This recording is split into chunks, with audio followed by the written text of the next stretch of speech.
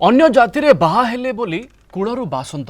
एभली अभियोग होईछि गुड़ारी रे अनुष्ठित जिलापालक अभियोग शुणाणी प्रकोष्ठ रे जिलापालक अनुपस्थिति रे गुणुपुर उपजिलापालक निकट रे अभियोग करिसेंति रायगड़ा जिला पद्मपुर अंचलर बासंद होइथिबा 8टी परिवार वर्ष वर्ष धरी 20 परिवार बासंद होई भयरे मुह खोलु नाहांती।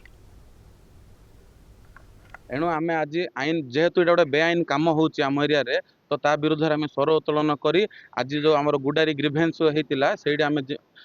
जिलापाल निकट द्वारस्थ होइथिलु जे आमको न्याय दिया जाऊ एवं आमर जो माने अन्य माने जो आम जो असहयोग कर रखुचंदी माने अन्य जो बाध्य करचंदी ता विरुद्ध रे माने सरकार आम प्रति ठीक न्याय देबे बोली से आशा रे आ भरोसा रे आज आम गुडारी ग्रीभेन्स रो द्वारस्थ होइथिलु। मु जो ओदर केस्ट रे बाहाइछि मते 18 वर्ष है आज को मना रखी तो मु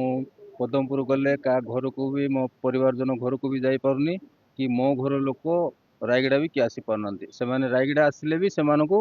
मना रखुचंती एमिति कि मो भाईना माने दुकान करचंती तांको दुकान देकी दांड रे ठिया हेले भी सेमानको फाइन पकाउचंती प्लस मना रखुचंती मास मास से कलेक्टर सार को आम दुख आसिक जनइलु।